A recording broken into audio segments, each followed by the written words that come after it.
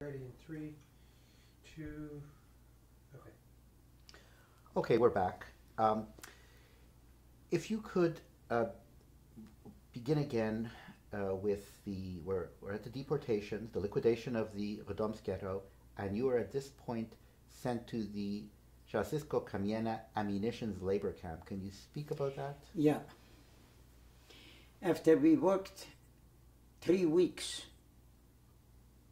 in the ghetto, cleaning it out, they took from us, I think it was, in the beginning I thought it was 200, but it was 175 people.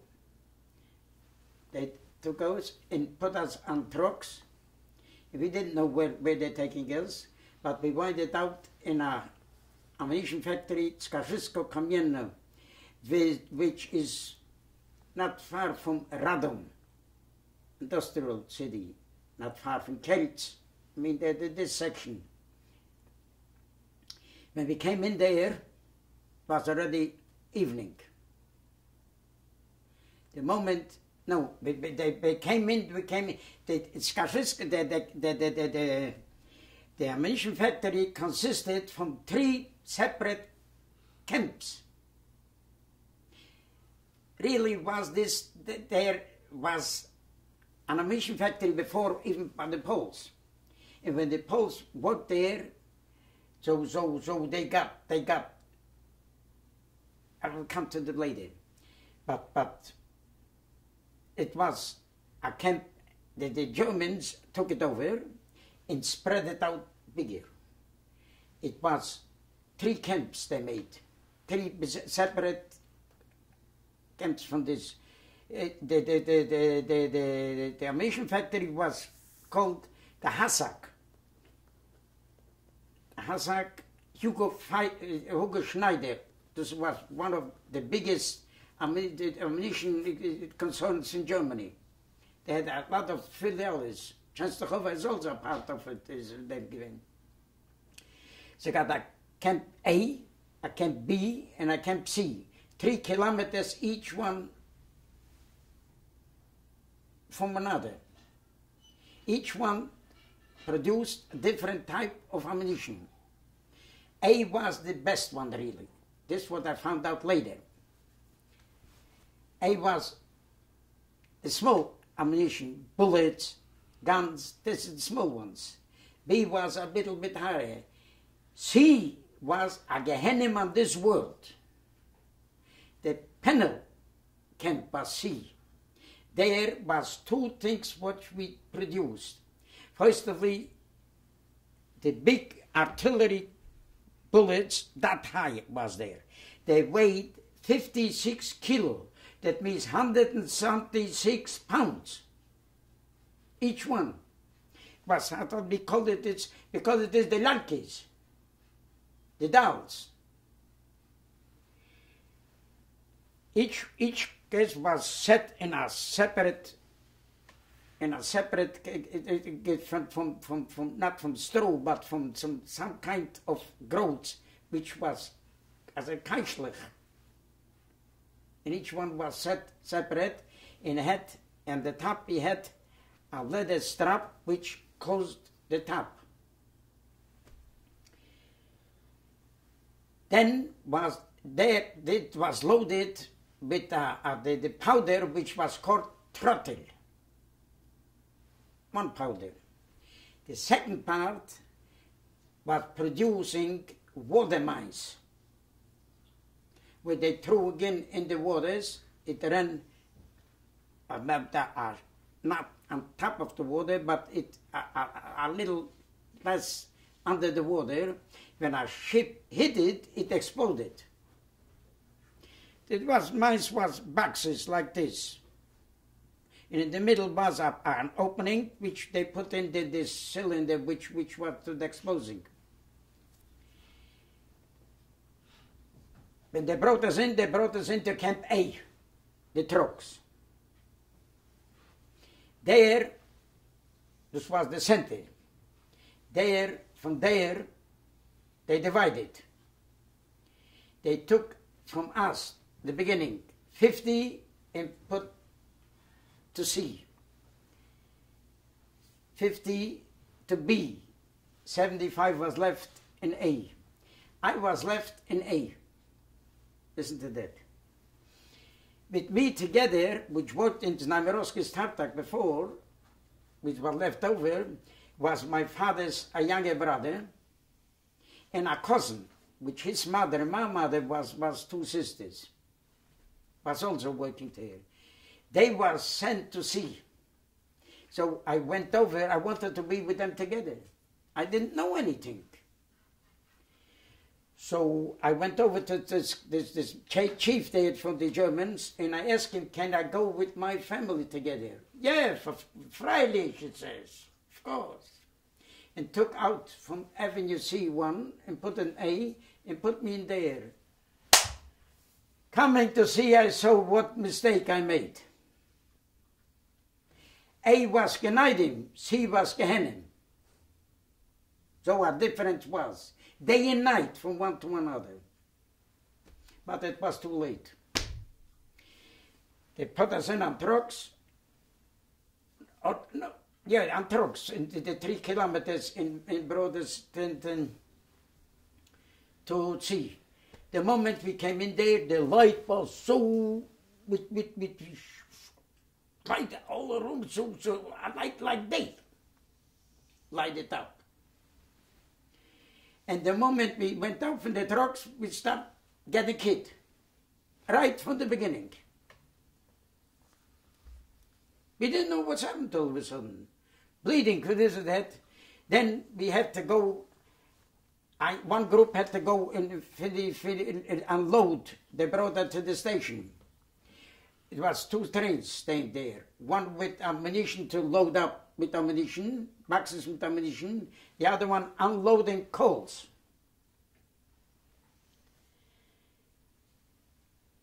I was with the coals put on there. We have to unload on wagons from the train. Anyhow, we worked there probably about 1 in the morning. Like completely, this is in the hit. It's schnelle. That's what they did. That's all what they're yelling. Fast. We finished it. They brought us back to the camp. Brought it to the barracks, and each one got a bunk, 3 bunks high. I got them on the top. Because the top is, I thought maybe I'd get hit a little bit less. Let me sit on the top. Every little thing you have to figure out there. I see. I'm telling you. But later in the long run didn't help much. I'll tell you why. Okay.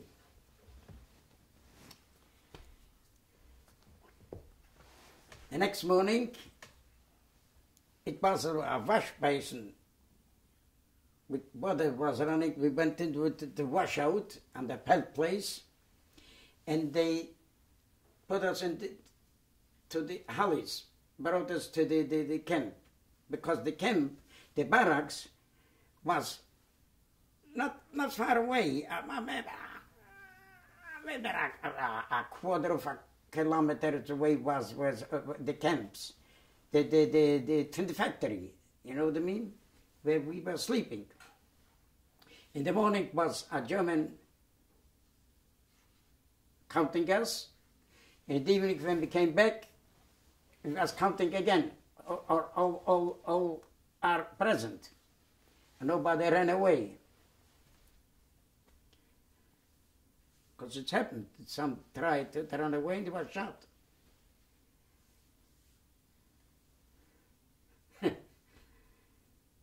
So, some groups were put to the lalkis, to the dolls, to work on them. I was put to the water mines. The water mines consisted with the powder was yellow. plain. The throttle was also, but the throttle was a red color, the powder. This was yellow. And this one, the moment you were sitting by the machine, women were also working. They have to put in but they got so shapes, metal shapes, to fill it in powder. Then they shoveled in like one after the other. What with this? And I was sitting by a machine, and I have to press this down. It became like a hard piece together. And the middle, the cylinder, they didn't put in there.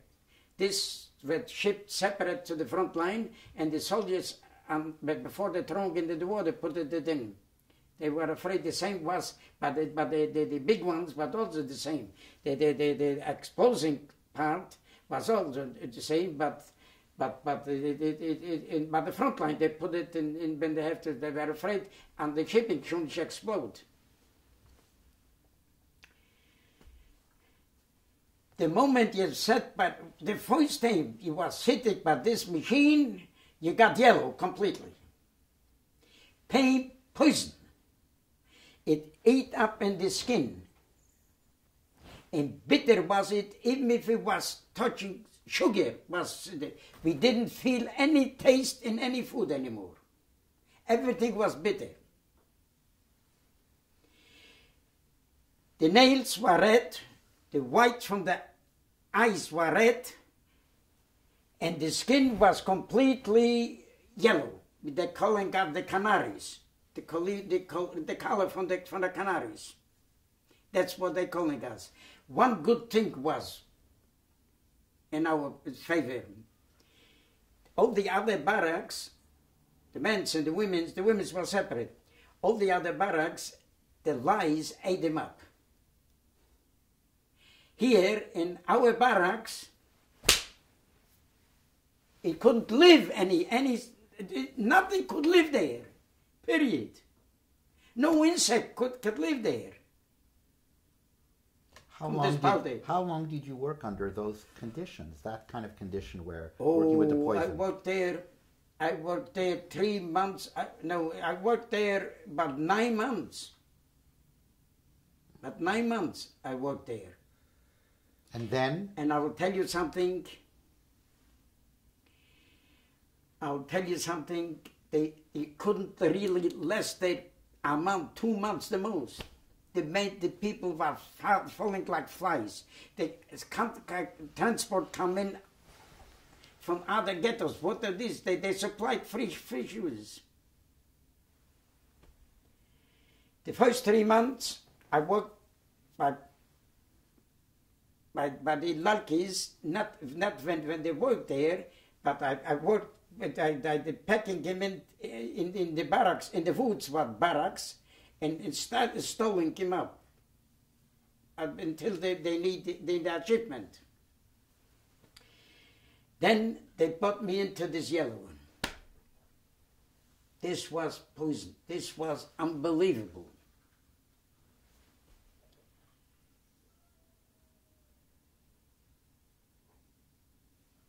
May I ask you, in this time, Reb Yitzchok, did you have any sense of the week? Did you know when it was Shabbos? Did you know when it was Yom Tov? How did the Yidden Shabbos we had to work, period. No such thing. Sunday was free, but not Shabbos. Shabbos was a work day. So you knew the week by when Sunday came? You knew the week. Sunday was the marker for your week. We didn't have any sedenies. It was one man, but I will tell you a story with him. If he was from Stashov, a different type, because they brought in from different, all cities they brought in. He was before me, came before me when they liquidated their ghetto. He was Liable, we called him. I didn't know even his second name, but Liable, but the Lange Liable we call him because he was a tall guy, skinny tall guy. He happened to have a small little city. He smuggled through. And that's it. When he worked with me together, he worked with me when we stopped the lanterns that we set it up, and he worked with me, and then we worked with when we after this even when we worked by the yellow already. Also, when we need to it was stacked up by boxes. They took us away from the machines, and we should stack up in the barracks in the woods. But they finish boxes with this until they need it to ship them out. One day, this was in 1943, we were working in a barrack and stacking up these boxes. And he took out this cedar, was a long barrack, and he took out this little cedar and downed. When he was finished, he gave it to me. Usually he gave it to the other one also, other people also.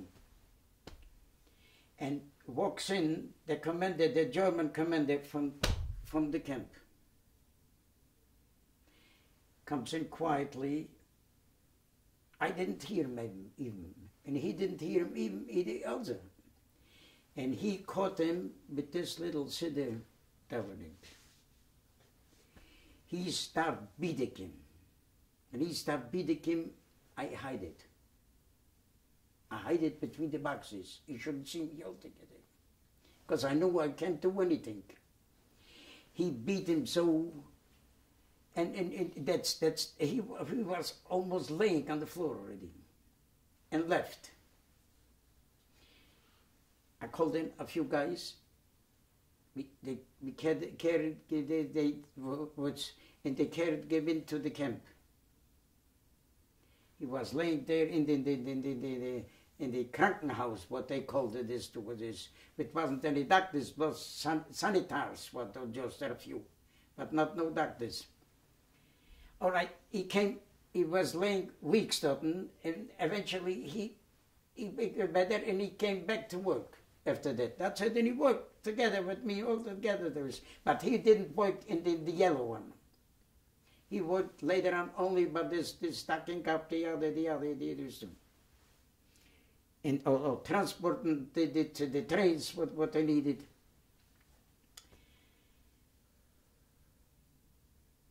When this was already by I would say in the autumn from 43,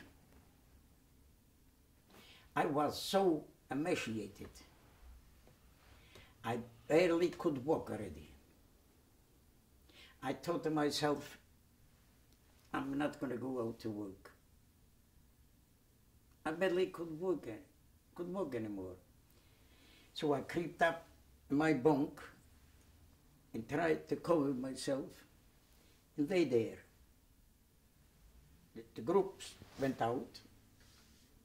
Every day when the groups went out, the Jewish police in the camp was just Jewish police.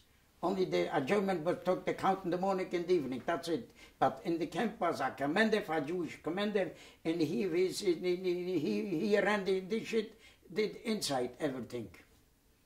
And a woman was a commander for the women. The commander from the men was Henrik Eisenberg, and she was Mrs. Markovich. She was from Kelts.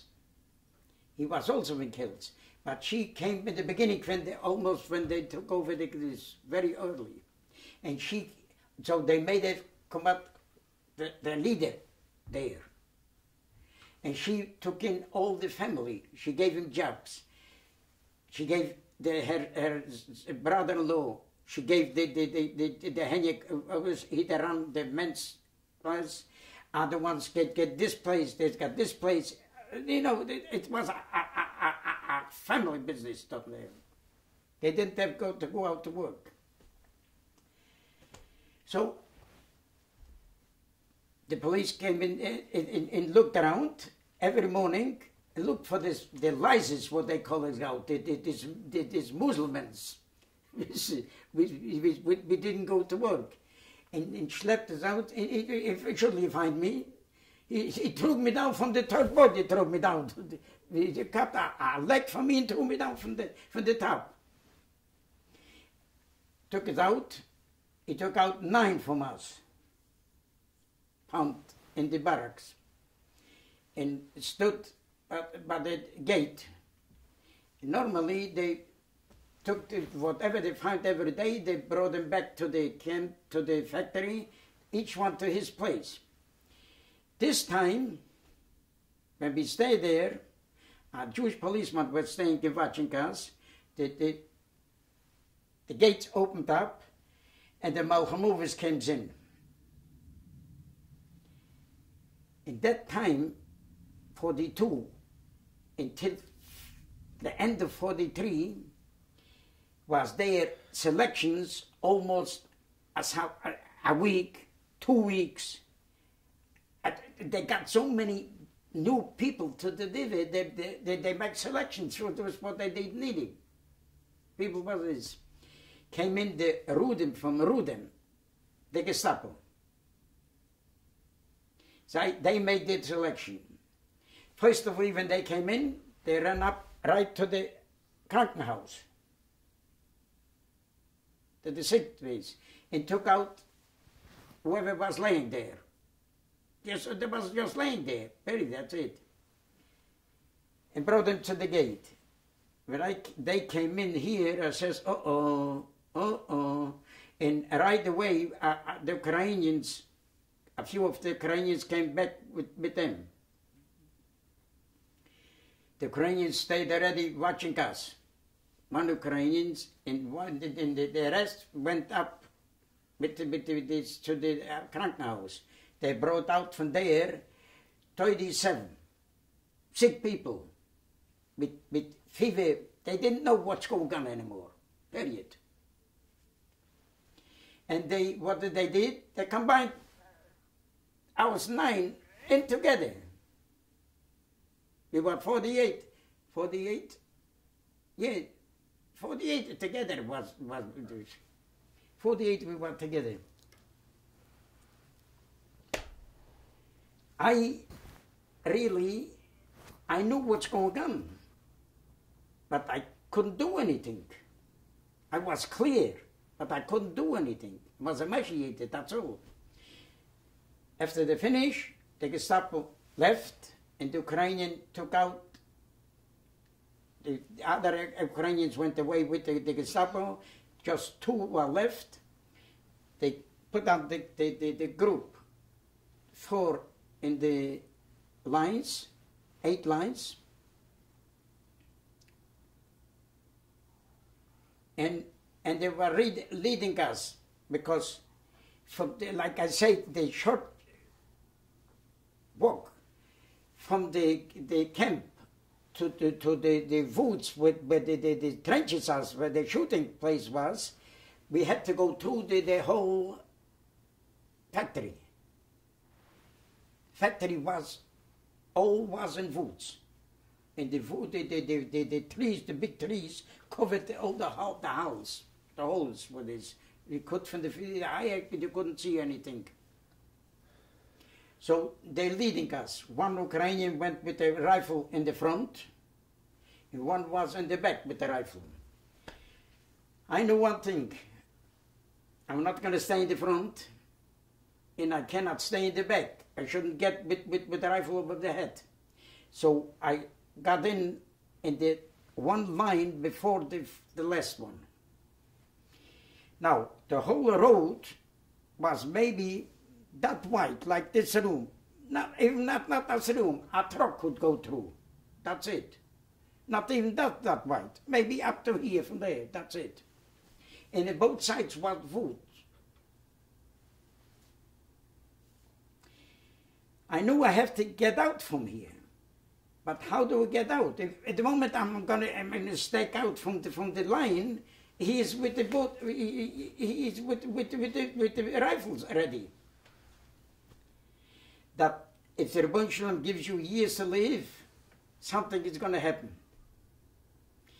One in the middle fell down. So the first one was going. He didn't notice it. This one started hitting those people. They should pick him up. The moment when he was busy with them, I moved out. I didn't have to move further. The nerves carried me. And I jumped into the woods. The woods, I was there already almost a year almost there. I knew the woods completely. With the barracks, with the boxes would say. So I ran, first of all, I ran to the fires. It was fires, but not electric fires. But I saw, so should I jump over the fires? I could. But it says, that's me, no, I'm yellow. The first one, a pole is going to catch me.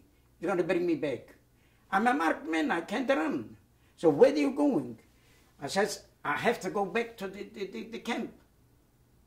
And I went with the, first of all, I hid in one barrack. This I figured out later on. But I hid one barrack. The barracks were a long barrack, but it had as a little foyer before we went in to the main barrack. It was a door, but the door didn't close flat on the wall. The door closed like this. You know, it was a short place behind it, under the door. So I creeped under this door. But I was wearing wooden shoes from Holland, but they imported. For in Holland, the farmers wearing these shoes. Thousands of pairs to all the camps, to the factories they brought in this, because the leather shoes they took away. So if I stayed like this, it almost covered me, the hole there. But the points would stick out from under the door. That's why I was staying. That way, in the width. I heard the yelling outside, because when they put together the group, one was missing.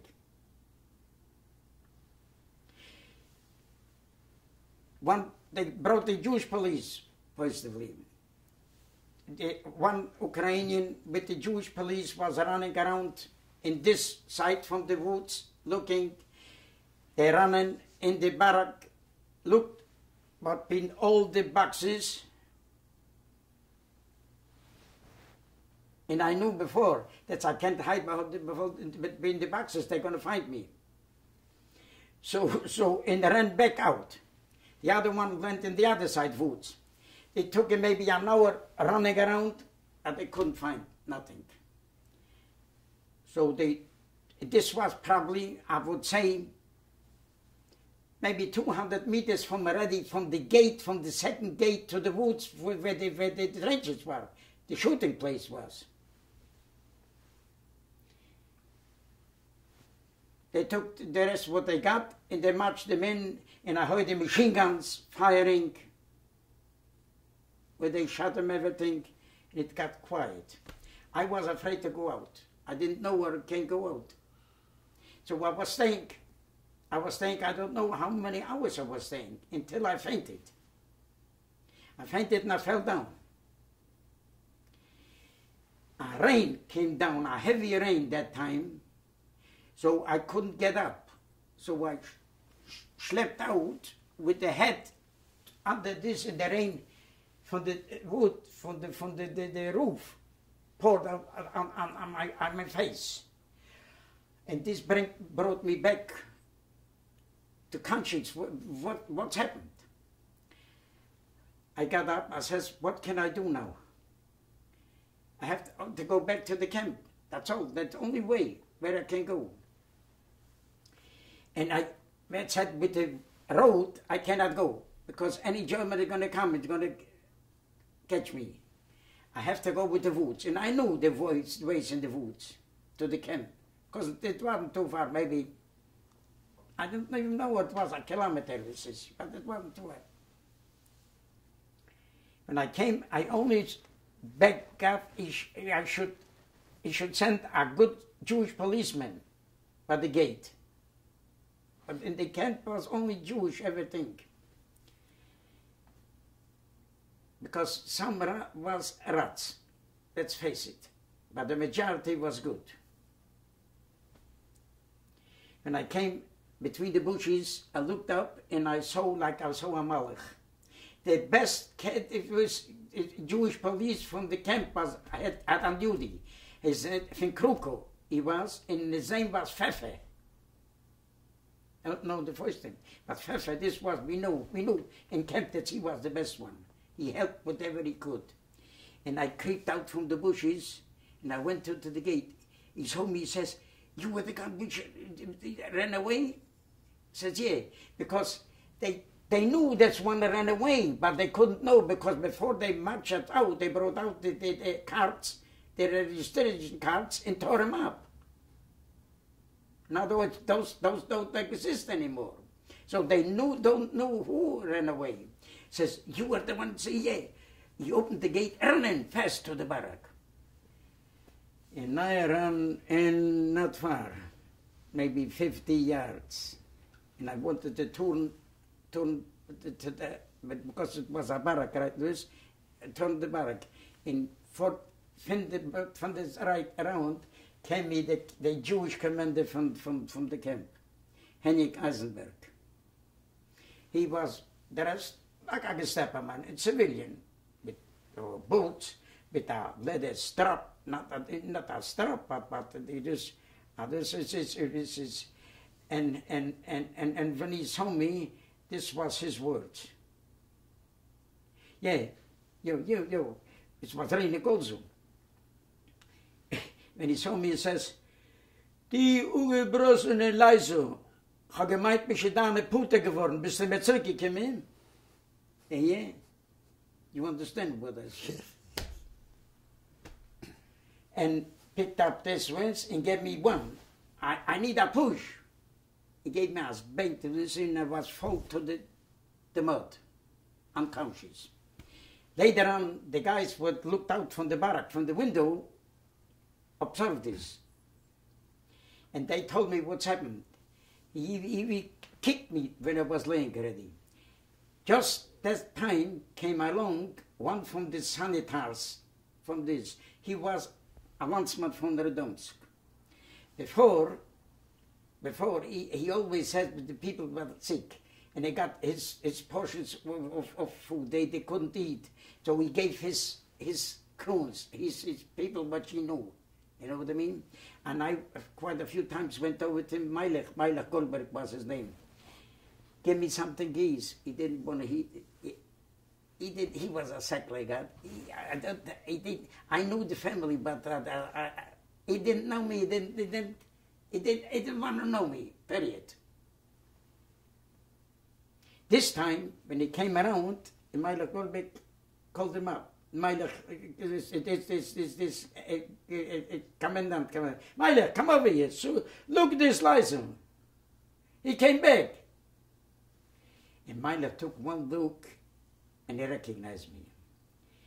The people told me then, he grabbed him by the hand. Henrik, he says, stop, it's my landsman. Something touched him. Something touched him. He called up a few guys from the barracks. They picked me up and brought me into the barracks, washed me up, they brought me back. What do you know was the food, what the medicine, what he gave me? A top with probably 7, 8 portions of soup. That's what I needed. I wasn't sick. I was hungry. I was starving. Since then, and I said, Meilech, what I'm going to do now? I don't exist anymore. My card is torn up. He says, okay, come out tomorrow morning to the appel place. I will see what I can do.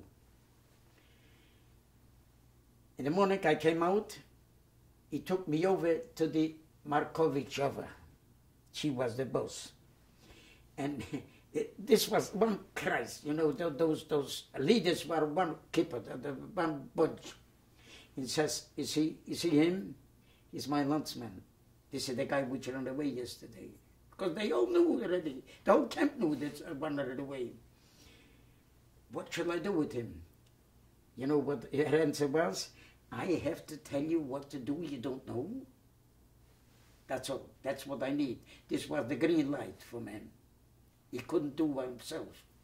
What it is, one guy would die. That day, I went in his name. Period. His Bekel asked me, what was your name when I was that time? I don't remember. Lukovic, something. I don't remember. I didn't. It is because nobody called me by this name. It's not important. Not only this, but every day, and he took me out from the yellow and put me in a group, the best group in Camp C. The Bau group was it called. What it was, this group job was about 50 people. We went into the woods, cut down trees because they wanted they wanted buy build new barracks, whatever they will need. Trim them, you know what I mean? That's what it is. Cutting trees. They got 2 Polish foremen with the groups. But in the camp, what foreman? It was in the camp was also a lot of Polish working in the factory. Mostly were the camps, the officers. So these were remarkable acts of kindness, remarkable acts of chesed, kindness. One minute. From then on, every day I got, when I came from work, every day was under this bed staying a portion of soup. All the 9 months, the 9 months until the liberation, until the liquidation from camp. Remarkable. You went from Skarzysko-Kamienna to Buchenwald. Yeah. Can you tell me about the time that you spent in Buchenwald? Yeah, in the beginning of July, the Russians closed in, so they liquidated the camps. They liquidated the machines from the factories. They shipped them to Germany. The camps, the people was a big selection that time. A big selection. The Gestapo came from the Rudim, and everyone, the boys, the men, then the women, and a few hundred people they shot in the woods before they liquidated it. What they didn't want to send them to Germany anymore. In that time, the camp, which was not the commander, which beat up this long libel. He picked him up and put him to the gate to be shot. And to the Gestapo he says, I caught him, I thought he was praying to his God. Now he's not going to pray anymore. Couldn't daven, you know what I mean? This murderous, Walter was his name. This murderous, the Gestapo would have let him through, but he was healthy. So they shipped us. One group went to Częstochowa, the same part from Hasak. Our group went to, from the other, from A, from B, shipped to Częstochowa. C was shipped to Buchenwald. Okay, the whole camp, the women were shipped to a women camp, and the others were shipped to Buchenwald. Now we came to Buchenwald. When the train came into Buchenwald and I saw the sign, I said, this is the end. Because I wrote in the paper before the war, we knew about Dachau and Buchenwald, the first concentration camps. But the Germans, it is built up in this, in 1934, 35. So they brought us in. Now tell you, when we brought us in, what happened there, I couldn't believe my eyes. Plain, I couldn't believe my eyes. That's in Buchenwald. First of all, a German came in and counted us. That's all. That's what the first thing.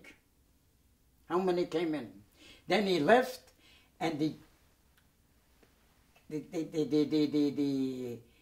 political prisoners, the communists, which were there already 10 years before, from the middle of 34, they were running the whole camp.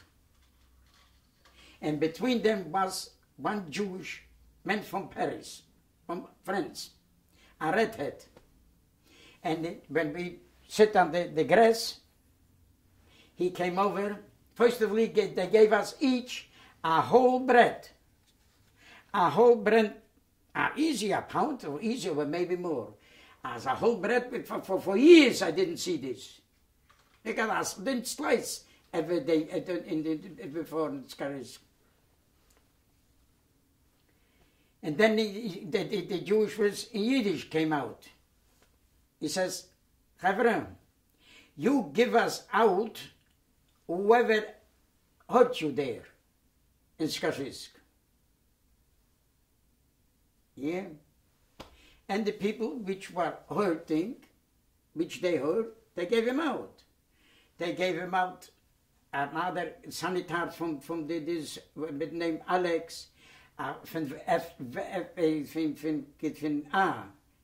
Camp A.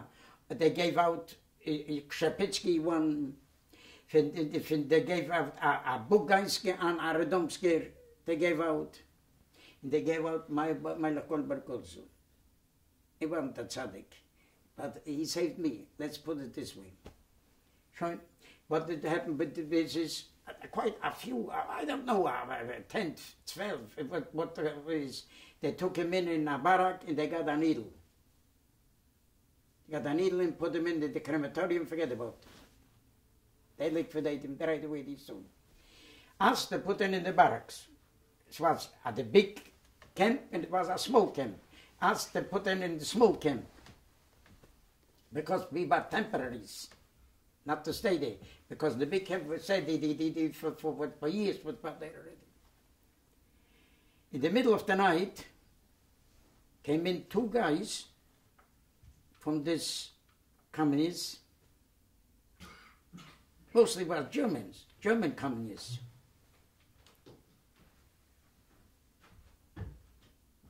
And called out my name. Says, what they want from me? But it wasn't to run away.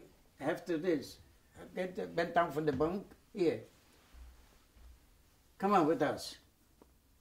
They took me in a barrack 11. There, when I came in, I knew already what they wanted. I came in, was lighted, as a table staying. 3 from this communists were sitting. The redhead was the Jews in the middle. Meiler Kohlberg was sitting in one side on a chair, white like this paper. What's happened? This was the court. He complained that he saved people, that he saved me, gave my name. And also another doctor, he saved, but the man wasn't a doctor. But he was a doctor in Poland, but not there. Then wasn't any doctors. But he gave his name also. He helped him also out. So they called us in as witnesses. Before they called me in, and stayed by the table, the redhead, like it's the same. What's your name? Like fire. That is, what's your name? Yitzchok Wargon. From what town are you? Radomsko. What country? Poland. You know this man? Yes. What's his name? Meilich Goldberg. What did he do there in Camp C, in Skarzysko? Instead to say what he did, I told him the story what he did, how he saved me. You know what I mean? Told him the whole story. Then they asked me to go out, and they called in the doctor. Also, didn't take long. A few minutes. 5, 6, 7 minutes after they got the whole story. The doctor, and the doctor came back out, also said good. Because he helped him also. Then they called us back in and tell them, take him out to your barrack. Out. They sent him right with us back to the barrack. Instead of the barrack 11 for a needle. They freed him. Showing. 12 days after that, they sent out to Schlieben. Packed us out on a train and out to Schlieben, to an ammunition factory. Okay. Remarkable turn of events. How der Wunschel runs this word, it's impossible to understand. Remarkable. So you are now going to Schlieben, another labor camp. A labor camp, an ammunition factory. There we produce Panzerfaust, what they call, or the bazookas against tanks. That's what it produced there. So, what do you want to know from Schlieben? I see your hand, Rabbi Yitzchok. Oh, this is what occurred in Schlieben. Okay. Tell me. In Schlieben, went out to work naturally, hard work. Then this was in the night time. It was in the night shift. But day shift and night shift changed it. Every week changed it. But at that time I was working in the night shift. And all of a sudden, the buildings start blowing up in the factory. Those which were inside was covered with the German foremen. From us there died over 400. Died from which were working by the machines, everything.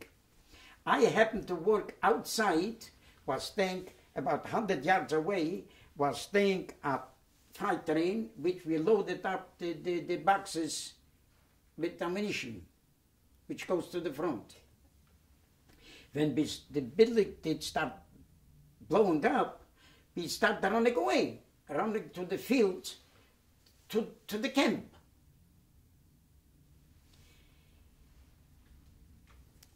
A splinter from a bomb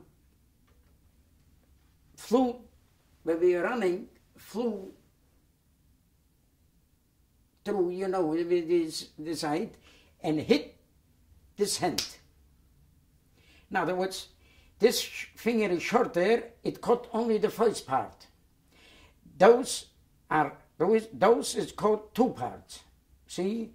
This is shorter, didn't touch him. I didn't feel anything. It didn't even bleed. It was white because it tore through the bones. It was white completely. I didn't feel any pain. I was running. This same doctor came across me. He was in my barrack to get him. And he came up, he got a geschrei, Yitzchok, give a kick of the hand. Take it on your hand. When I looked at the hand, the finger was gone. I was conscious, but I was in shock. I couldn't bring out the word. He didn't care for 1 minute. Just threw me over his shoulder and ran me to the barracks. He came into the barracks. Other people came into everyone ran away. What's still alive ran away. They put me on a table that was a concrete table was. And now the doctor said to the guys, listen to me, I'm a slave here. but I'm a doctor, I'm a surgeon from Warsaw. I can help him if you're going to help me. He says, what can we do? He says, I will tell you what you can do. In the kitchen, in this camp was only men, no women working there. But in the kitchen was working maybe 10 gypsy women cooking. And besides those poor men also cook, which were cooks they got from all trades, they got people, they put them in. Says, go into the men there in the kitchen and let them get, women normally have cotton, needles and cotton. To fix up something is, take from them a couple of needles with some cottons, white, green, gate, what, there's no difference, but take some cottons with needles. And to the men, told them, get a sharp knife. If it's possible, you should put it in hot water, it's good. If not, bring it like it is. Tell him that the knife you're going to bring back them in a couple of hours should be missing. Then, the next guys, he says, you go the pharmacy. The pharmacy wasn't for us, for them, but doctors, nurses, everything was the doctors. It's sanitary about working there. Go into the doctors and plain steal. Tell him, steal. Anything which you could get, you hand them. Band-aids, iodine. What is it? It's the little is aspirins. And aspirins was aspirins came out in 1938. It was an expensive item. This is whatever they can for hold against pain. Then, what was the third one? What he says.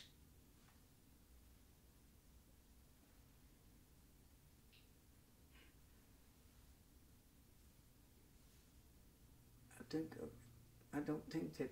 What's on the third one? You're thinking of a medication? Bandages? No. Anyhow, I'm going to remind myself what this is. Continue. I'm going to remind myself what it is. Look, an hour they brought it. They brought whatever they asked him to do.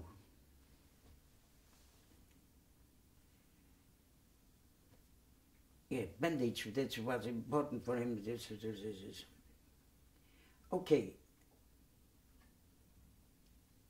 Then 6 guys held me. Wasn't any anesthesia. I was conscious. 6 guys held me and he operated on the hand. What he did, he took out the other half of the bone and sewed together the skin, sewed together with the needle and cotton. That's all what they did. And then he poured, imagine, he poured the iodine on it against any shouldn't any happiness. Pain, and that time the pain was on. It is what pain, it doesn't mean anything. I was walking around from sleeping, forget about it. I was walking around and biting the wood on the windows for pain. I knew I can't yell, if not I'm dead, because no injuries was there. Whoever was injured got a bullet. And until this we don't know, I didn't know, we did this, or it was a bombardment, or it was a sabotage from the bottom, from agents, we don't know, but anyhow. The next morning, an order, everybody out, we're going to clean up this and rebuild the factory. I was out of commission anymore, so I can't be left in the barrack. So we got in groups, five groups. This one was in this side, so they clean up this one, this side. They took me in the middle. They took me in the middle, and one held me like this, and we marched through. The German didn't only count. He didn't care what was this. He didn't look even what was this.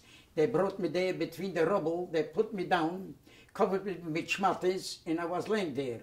In the middle of the day, when they got the soup, they brought me a little soup, poured it in my mouth. I didn't know what's going on anyhow. This was not much because it get cold. It was already October or November. It got cold. Now, I'm afraid I'm going to freeze here for this. As says, I have to do something. And even they brought me back to the camp. I said, I have to take a chance. I'm not going to last anyhow like this. I observed before, a few months already, the commander, the German, the commander from the camp. He was already about 60 years old, not a youngster. The youngster was in the front line, being killed. But he was. It looks like he is more human. And then you have to understand this was. They know already that the end is coming. They knew what's going on the front. They wouldn't shoot so easy now. From the beginning of 44, they stopped shooting already. Or the end of 43, they got orders not to shoot because they didn't have any more slaves to bring. So I risked and I walked over to him. And I showed him the hand. But Band-Aid said, I lost the finger here in the explosion. And he looked at me and I was crying. And I asked him, maybe he can give me a job here in the camp. I can do still with the hand, with this hand I can do. He got a guy and asked to bring out the couple from a barrack. A German, because the couples were inside. They wasn't Jewish police. They were couples. German, the communists were there running this business. He brought out a German couple, a communist, and told them, take him in to you. He is going to help you work in the barrack. Was a barrack held about 200 people, and it was about 4 helpers. So he took me in. What did I do? Laying on the floor, washing the floor, whatever I could do with his hand. The doctor from time to time checked it and cleaned it up. And if they brought him another Band-Aid, if not, he got a stick schmatter, clean, from whatever we organized, you know what I mean? And this went down until the liberation. There being, I got food. I got enough food because it was always left over. And I started giving out. Firstly, I had there 2 cousins. Second cousins, but they mishbuche the first. Then my Kolberg got a portion food every day. I got one which helped me out. His name was.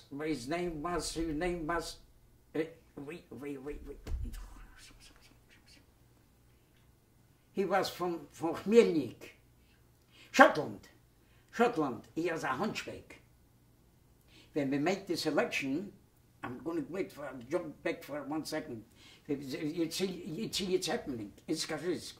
Made the selection with all the men were on the papers. Scotland come over to me in the police. The Jewish police was watching all around. Nobody should run back to the barracks before they go through the selection. So, and it was a few from the Radomsko police also there. Because they brought them, sent them also with us together. So he came over, shuttle, and said, and started crying, they're not going to let me through. They wouldn't send him to Germany. So I went over to a Jewish policeman from Radomsk. I didn't even know him before, but in the camp I got to know him. He survived the war and lived in Canada later. Naftuli was his name. Naftuli said, listen to that. You got a chance to retten a Mensch. Kicks him in, he can leben nicht durchgehen. He will never go through the selection. I don't talk about me. I'm going to go through. But they're not going to let him through. He says, are you crazy? He said to me. They're going to catch me. They're going to shoot me. And this would happen. I worked with him for a half an hour. I didn't let him down. Eventually, he says, you don't have to do anything. Just turn around, go on the other side. And he listened to me. He went away, and this hunchback flew in the barrack, and later on, when the Gestapo went away, forget about it. He went to Schlieben with He got food also, because he helped me. He was a rich man from Chmielnik. He got houses, and he left a lot of money, but they go him, and they shipped him in to the oil which were working there in this.